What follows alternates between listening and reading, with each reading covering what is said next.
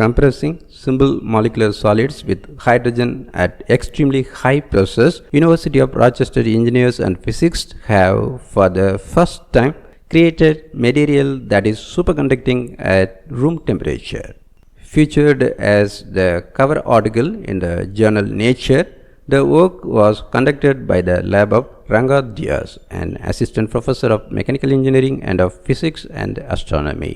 Ranga Dias says developing materials that are superconducting without electrical resistance and expulsion of magnetic field at room temperature is the holy grail of condensed matter physics. In setting the new record, Dias and his research team combined hydrogen with carbon and sulfur to photochemically synthesize simple organic derived carbonaceous sulfur hydride in a diamond anvil cell, a research device used to examine minuscule amounts of materials under extraordinarily high pressure. The carbonaceous sulfur hydride exhibited superconductivity at about 58 degrees Fahrenheit and a pressure of about 39 million pounds per square inch psi. Because of the limits of low temperature, materials with such extraordinary properties have not quite transformed the world in the way that many might have imagined. However, this new discovery will break down these barriers and open the door to many potential applications, such as power grids that transmit electricity without the loss of up to 200 million megawatt hours of the energy that now occurs due to resistance in the wires.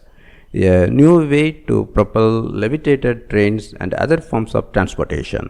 Medical imaging and scanning techniques such as MRI and magnetocardiography, and faster, more efficient electronics for digital logic and memory device technology. The amount of superconducting material created by the diamond anvil cell is measured in picoliters, about the size of a single inkjet particle. The next challenge is finding ways to create the room temperature superconducting materials at lower pressures so they will be economical to produce in greater volume. In comparison to the millions of pounds of pressure created in diamond anvil cells, the atmospheric pressure of Earth at sea level is about 15 psi. First discovered in the year 1911, superconductivity gives materials two key properties.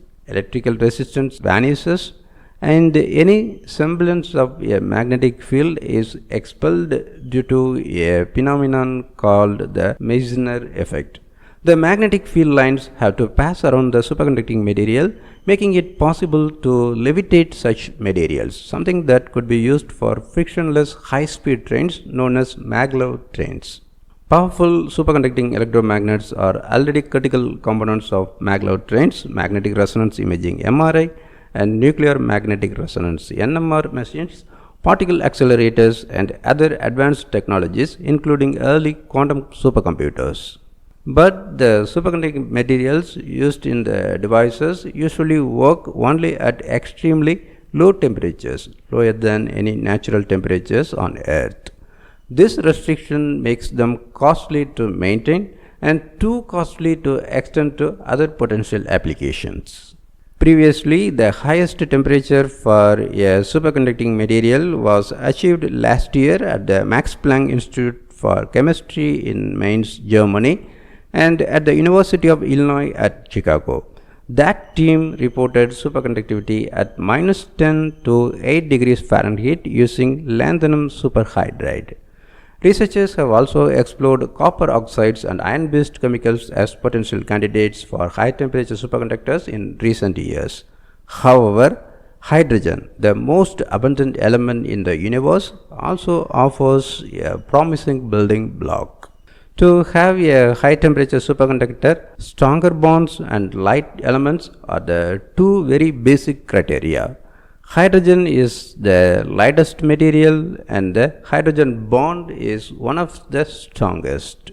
Solid metallic hydrogen is theorized to have high Debye temperature and strong electron-phonon coupling that is necessary for room temperature superconductivity.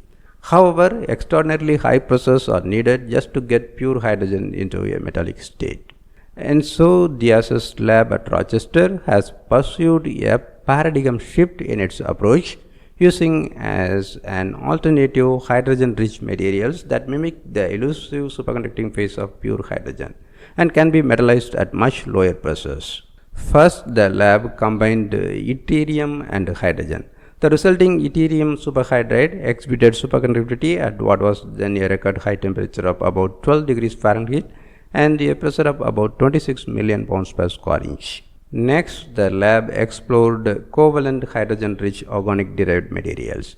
This work resulted in the carbonaceous sulfur hydride.